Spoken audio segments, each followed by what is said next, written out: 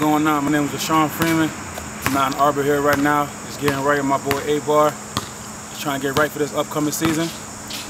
Abar Miller, Basketball Showdown, Goodfellow Films. Getting this good old workout in. Working on very with his speed, shooting. You don't know, Abar got his shit together. Believe me, because I wouldn't be out here at 7 o'clock in the morning if he didn't know what he was talking about. He pushed me to the limit every time I work out with him. You know what I mean? So I just keep coming back for more. Because you need somebody, like, you don't need a yes man. You need somebody that's going to push you, loves you, and wants you to get better. You're going to ultimately get better because you want to work hard for him. So that's what I'm doing right now, just going in right now. And Ray out here, he's working out, blacking out. I was trying to tell my younger guys, if the pros can come out here and work this hard, when I start working out with you younger guys, I need that same type of intensity because they know what it takes, I know what it takes, and that's the intensity that we need to get to where they need to be. And also, at the end of the day, I'm getting paid to play basketball. And there's not no high school coach, no teacher telling me to put in the work. Like, I'm out here, I already got money, but it means nothing to me because it could be gone tomorrow. So I just got to continue to work hard on my craft, you know what I mean? Just work hard with dudes like Abar to get my game right, to get better so I can play at the highest level, you know what I mean? Because the money can stop at any given time, so you can never take it for granted. So that's why I'm out here right now, you know what I mean? Like, there's no cameras, no, you know what I mean? Like, there's no fans or nothing, but I'm putting in that work because it's all going to pay off. I always tell them guys, it's like, you don't get paid for the games, you get paid for what's going on behind the scenes, the workouts, the weight room, the running, that's what you get paid for. You don't get paid for when you go out there and drop 40. That's good and everything, but it's a way that you gotta get that 40, like in that gym, put that work in. We call it blackout, team blackout. You know what I mean? No doubt. And it's crazy because me and Ray played with each other since 5th grade. Yep. 5th grade in high school. High school, AU, Albany City Rocks, all of that. It was crazy because 2 games out the year we'd be fighting each other. Yeah. then 5 months out the other year, and we playing together. Summertime we best friends and all that. It's crazy. But the best advice I can give to the kids that work out Abar is that you got to keep in mind that there's 1,000 other kids in the same spot as you, and they in the gym right now. Like, I'm out here at 7 o'clock. It's probably 7:30 right now. It's another high school kid working out in some other gym, some other basketball court outside right now. So when you watching this, it's somebody working out right now, and you watching this. So you got to keep that in mind, and keep in mind that the game of basketball don't owe you anything. Like, basketball gonna keep going whether you want to work out. With you or without you. Exactly, so keep that in mind. I always tell my guys, no days off, keep working, no days off. I know you work out 3 times a day. I know a couple of my other guys I work with work out 3 times a day, and y'all getting paid for it. So I'm telling you, if you a high schooler and I'm bringing you in the gym with guys like you, Will Harris, some other guys that's doing it 3 times a day, what makes the high schooler think he don't have to do that? They get where y'all at, and y'all getting paid good money. Exactly. Like, if I knew what I knew now, like, you know what I'm saying? Like, when I was in high school, I was a lot better than the people that I was playing against. So you barely had to work out? Exactly. And my work ethic wasn't good. Like, it wasn't until AAU and in college that I realized that there's guys just as quick as me, like more athletic than me. So the things that I was good at, the things that I struggled with, I just had to improve everything to bring my game to the next level. And if you don't do that, you're gonna stay where you at. You know what I mean? Like, it don't matter if you in Albany, Schenectady, Troy, killing. Like, there's so many other states and countries that kids is way better than you. You know what I mean? Like, you always gotta keep that in mind. Like, don't be small-minded and think that, okay, since I just killed in the JEK or wherever you're gonna play, that you should label yourself right here. Because it's not reality. The reality of it is, when you get a scholarship, you could lose it because you're not ready for the competition that you're about to play up against. You know what I mean? Like, high school is one thing and college is another thing. And everybody that's watching this, if you 15, 16, 17, obviously your goal should be to play Division I basketball. And let me tell you, once you get to that level, the competition level is so crazy. Like, you can't say, oh, I'm the best 16-year-old or the best 17-year-old. Like, you're playing against dudes that's 23 that been in college for 3 years. Like, you can't say that no more. So now's the time to take it serious. You know what I mean? Get your grades right, get your game right. So when a high school coach, or a college coach comes up to you and want to offer you something you're ready for. And you eligible to accept it. You eligible, yeah. Because education is everything. We got a lot of kids in this area that don't take school first. School gotta be first before basketball. School first. Without school, basketball is pointless. Exactly. Basketball is definitely pointless. Yeah, like if you know my situation, like I struggled all through high school. Like I didn't take it serious, you know what I mean? Like I had a learning disability, but at the end of the day, I didn't use that as like a handicap. As an excuse. You feel me? Like I use it as, all right, I'm struggling at one thing, so anything else I could do to make up for my learning disability, that's what I did. You know what I mean? And I graduated from UMass. You know what I mean? Like I had like the second best grades on the team throughout my 4 years there. You feel me? So there's no excuse why you shouldn't be getting in extra work, working with your tutors and things like that. You know what I mean? Like there's no excuse in the world, because like if you ask anybody about Rashaun Freeman, like they're gonna tell you like, yeah, like, you know, like he struggled in school, he went to UMass, he sat out for 1 year. What else they're gonna tell you is that I graduated, Got a degree. I was successful on the court and off the court. You know what I'm saying? So I'm a living testimony that, you know what I mean, that if somebody tells you that you can't do something, it just, they don't believe in themselves. Like you always gotta believe in yourself, because at the end of the day, you is all you got. You know what I'm saying? So just continue to believe in yourself, and if somebody's trying to help you, like Abar or whoever it is, P, anybody in Albany, wherever you play at, whoever's trying to help you, you know what I'm saying? Just take everything in, you know what I'm saying, and then apply that to when you're working out, like when you're in school, taking the test or whatever, because all that gonna come together, and you're gonna be able to achieve something. I tell everybody that round basketball that we play basketball with, it could be worth $40,000. It could be worth $2 million.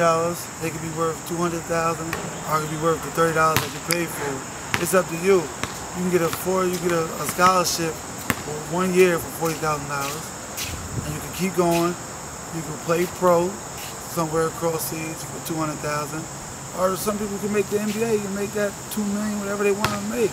But that basketball is worth different prices, different value to different people, depending on how serious you take it.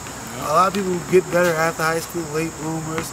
When you work out and you go hard every day, nothing bad comes out of hard work. Exactly.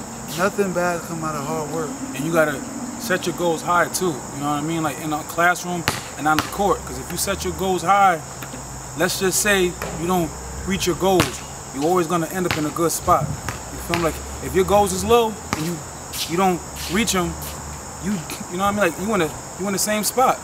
So always make your goals as high as you can get them. Like even if somebody don't even believe in your goals, you know what I mean? You gotta make your goals high. So just in case you fail, you're gonna be in a good spot. Like whether if it's not the NBA, it's gonna be overseas. If it's not overseas, you were successful in college. Yeah, you know what I'm saying? And it don't matter what nobody says, because every day you know you put in that work. You know what I mean? You did what you was told. You know what I mean? Like you respected your mom and dad. You know what I mean? Like whatever your last name is, people gonna remember your last name because they be like, yo, man, that dude went hard, man. I don't know who he is, like da da da da, but he went in. And that's the only thing that matters. I work out with a kid named July Cancer. He messed me up because he told me since he left 6th grade, he couldn't look at 80s. He couldn't look at 70s. He said whenever he got a test that said 70 or 80, he didn't want to look at it. So now, he said when he was in high school, everything had to be 90s, 90s. And now he got a full scholarship. He had on Cornell on a full scholarship. And when you set your goals at, I gotta be 100, I gotta be 90, like he said, you right there. If you don't get 100, you right there with a 95. Yep. You're still amongst greatness, man. And when that kid come out of Cornell, he's gonna be somewhere playing ball somewhere, or he's gonna be successful because he got a Cornell education for free. So when you doing this right here, you gotta go hard. Everything that you do, no matter what, if it's tennis, if it's cooking, you gotta go hard at it. Put your 110 into it. One thing you don't want to have is that lazy attitude. Nobody call you lazy, say you lazy, you lazy. Yeah. In doubt. In doubt. You don't want that. When people look at you, they want to say, that kid go hard, that kid is great, he's respectful. That's the main thing, being respectful, humble, and just go hard at whatever you do. That's the 3 things I tell all my guys. Be respectful whenever you go somewhere. So you carrying your mom name, your parents, your father name, your yourself name. Be humble. You don't want to be no jerk to the people out here. You don't want to be no jerk. And man, then basketball comes in, man. Cause you never really know who's watching. You know what I mean? Like, I was from Schenectady, and I looked at it like I was the main player that everybody was looking at. So regardless of where I went, like if I went to the city to play with the Albany City Rocks, or if I'm playing overseas now, wherever I went, I look at it like, you know what I mean? If I show a good image of Schenectady High, it's good for me because I never want to disrespect like where I'm from. Even though people don't even know where Schenectady is on a map. They don't. But when they meet me, they're gonna ask me where I'm from, and I'm gonna tell them I'm from Schenectady. And they learn. And they understand, like, wow, like, this dude is really, you know what I mean? Like, he took full advantage of every opportunity that he had, and he's respectful, and he goes hard. So they're gonna remember where I'm from, even if they never even heard of it before. You know what I mean? So that's what I continue to do. Like, I don't even, you know, I don't even care too much about if people know where I'm from. It's all about, like, people seeing me, like, seeing my work ethic, seeing my game, and then remembering me after. Tell them how many countries you touched in the last 5 years. Yeah, like after UMass, I played in France for 2 years, played in Germany, Belgium, Israel, and I just left China. You know what I mean? I played real well out there, and now I'm off to France. A real good situation, you know what I mean? Like something that I'm ready for. Like I'm out here right now. It's probably 8 o'clock now, but I'm out here putting in that work. You know what I mean? Because like my work gonna speak for itself. Like when I step on the court, I know that one, I always put God first, and I put in the work off the court. So that's what gives me the confidence to go hard on the court. I know that ain't nobody on the court work harder than me.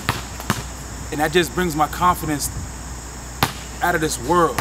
You know what I mean? But if I'm not working hard, I'm not gonna expect to go on the court and play well, because I didn't put in the work. You know what I mean? Comparing me and A, right? All through high school. You know what I'm saying? We play AU together and things like that. And now I'm a professional. I'm getting paid or whatever, but I'm coming back home and Abar is working me out. And like he's not working me out to where like I'm telling him what I want to be. Like he's, you know, I'm like he's pushing me to the wall and getting me tired, picking me back up and getting me better. Imagine that.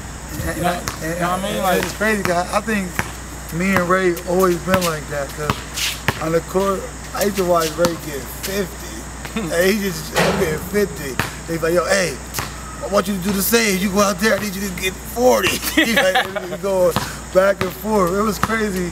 And now, like you said, I didn't go as far as Ray went, but he came home, and now we working out together. I don't play ball no more. I try and do something, but for him here now, it's like, he deserves it. If anybody deserves it, he deserves it. That's my man, 100 grand. He deserves what he got, and he worked for it. Ain't nobody give it to him. So I'm just happy that he came home and keep looking out. I'm gonna keep giving back to the community, and that's what it's about, man. That's what it's all about, man. That's what it's all about. But we signing out, and I just want to say one more thing to the kids that watch this. It's gonna be some kids that don't even care what we talking about, but it's gonna be that one kid that believe what me and Abar is saying, and he gonna be the one that takes it serious, and he gonna be the one that Abar working out to get that scholarship. And that's the only thing that matters. You know what I mean? Like if we reach one kid, like maybe 2, 3, 4, 5, that's enough. You know what I mean? Because Martin Luther King didn't speak to everyone and everybody changed their life. But the people that he changed their life, now they out doing big things, you know what I mean? So it only takes one kid, you know what I mean?